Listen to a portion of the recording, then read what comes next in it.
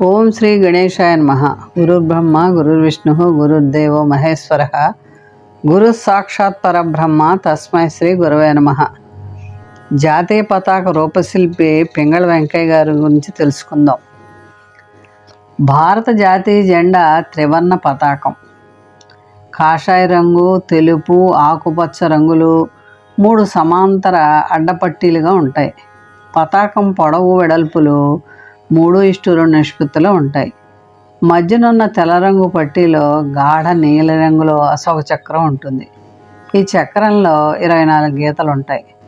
జాతీయ పతాకంలోని చక్రం అశోకుని సారనాథ్ స్తూపం నుండి గ్రహింపబడింది. భారత రాజ్యాంగ పరిషత్తు భారత జాతీయ పతాకాన్ని 1947 జూలై 22వ తేదీన ఆమోదించింది.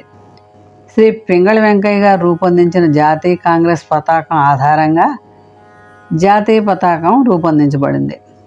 డాక్టర్ సర్వేపల్లి రాధాకృష్ణన్ అభిప్రాయం ప్రకారం కాషాయ వర్ణం త్యాగానికి, తెలుపు రంగు పవిత్రతకి, సత్యానికి, ఆకుపచ్చ రంగు సంపదకు, చక్రం అభివృద్ధికి సంకేతాలని తెలిపారు. భారత జాతీయ పతాకం గురించి ప్రతి ఒక్కరికి కూడా తెలిసి ఉండాలి. మన జాతీయ పతాకం గురించి ప్రతి భారతీయుడికి తెలిసి ఉండాలి. జాతి గౌరవాన్ని నిలబెట్టడం ప్రతి ఒక్కరి విధి. జాతీయ ముద్ర 3 సింహాలు, జాతీయ పతాకం త్రివర్ణ పతాకాన్ని ప్రతి భారతీయుడు తమ తమ వ్యక్తిగత అభిప్రాయాలకు అతీతంగా గౌరవించాలి. జాతీయ పతాకానికి, జాతీయ గీతానికి కొంతమంది గౌరవం ఇవ్వట్లేదు కనుక అటువంటి వ్యక్తుల్ని, సంస్థల్ని దృష్టిలో పెట్టుకుని జాతీయ చిహ్నాలని తప్పుగా ఎవరు పడితే వారు వాడకుండా చూసేందుకు 1950లో ప్రభుత్వం ఒక చట్టం చేసింది. ఆ తర్వాత prevention of insult to national honour చట్టం 1971లో జాతీయ పతాకం కోసమే ఈ చట్టం చేశారు. మనం కాషాయం అంటే త్యాగనిరతి, తెలుపు శాంతితత్వం, ఆకుపచ్చ సస్యశ్యామలం. జాతీయ పతాకం సముద్రయానం ద్వారా 1985లో చుట్టొచ్చింది. ఈ జాతీయ పతాకం జాతీయ కాంగ్రెస్ పతాకం ఆధారంగా రూపొందించబడింది. దీన్ని పింగళి వెంకయ్య గారు రూపొందించారు. భారత రాజ్యాంగ పరిషత్ జాతీయ పతాకాన్ని 1947 జూలై 22వ తేదీన ఆమోదించారు. జాతీయ పతాకాన్ని సూర్యోదయం తర్వాతనే ఎగరేయాలి. సూర్యాస్తమయ సమయానికి ముందే తొలగించాలి.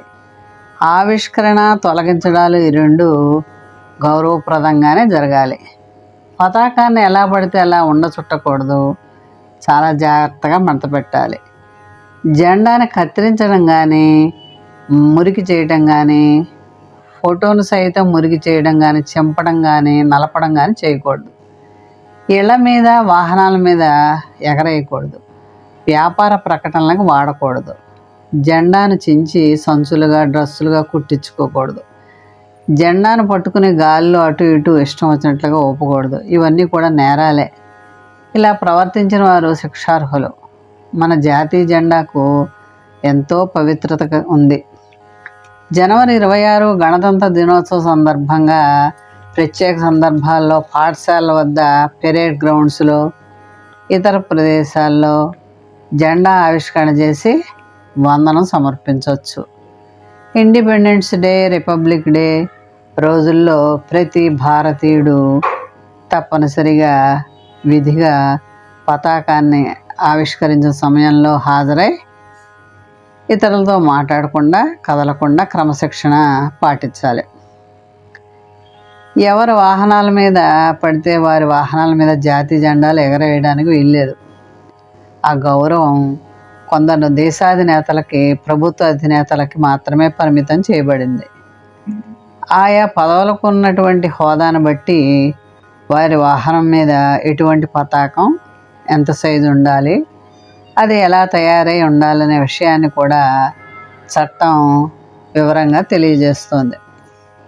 జాతీయ పతాక రూపకర్త అయిన పింగళి వెంకయ్య గారు 1878 ఆగస్టు 2వ తేదీన కృష్ణా జిల్లా భట్ల పెనుమర్రులో హనుమంతరాయుడు వెంకటరత్నమ్మ దంపతులకు జన్మించారు. పింగళి వెంకయ్య గారి ప్రాథమిక విద్య చల్లపల్లిలో మరియు మచిలీపట్నంలో హిందూ ఉన్నత పాఠశాలలో జరిగింది. ఈయన ఉన్నత పాఠశాల విద్య పూర్తి చేసుకుని సీనియర్ క్రేమ్బ్రిడ్జ్ చేయడానికి కొలంబో వెళ్ళారు. పింగళి వెంకయ్య 1906 నుండి 1922 వరకు భారత జాతీయ ఉద్యమాల్లో వివిధ ఘట్టాల్లో పాల్గొన్నారు. వందే మాతరం, హోమ్ రూల్, ఆంధ్రోద్యమం వంటి ప్రసిద్ధ ఉద్యమాల్లో పాల్గొన్నారు. 1916లో లక్నోలో జరిగిన భారత జాతీయ కాంగ్రెస్ సమావేశంలో వెంకయ్య తయారు చేసిన జాతీయ జెండాని ఎగురవేశారు.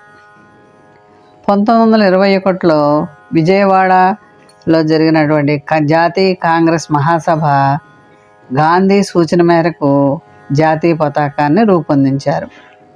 కాషాయ రంగు హిందువులకు చిహ్నంగా, ఆకుపచ్చ ముస్లింల చిహ్నంగా, తెలుగు ఇతర మతాలకు ప్రతీకగా వెంకయ్య జాతీయ పతాకాన్ని రూపొందించారు. తరువాత జెండా మధ్యలో అశోకుని ధర్మచక్రం చిహ్నంగా ఇమర్చారు.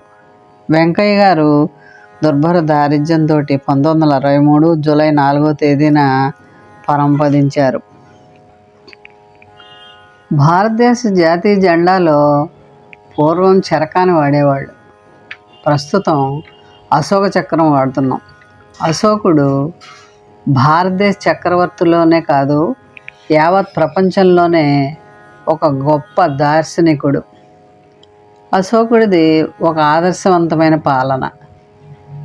భారతదేశానికి స్వతంత్రం సిద్ధించిన తర్వాత రాజ్యాంగం అశోకుని సంక్షేమ విలువలకు నిలువుటద్దం.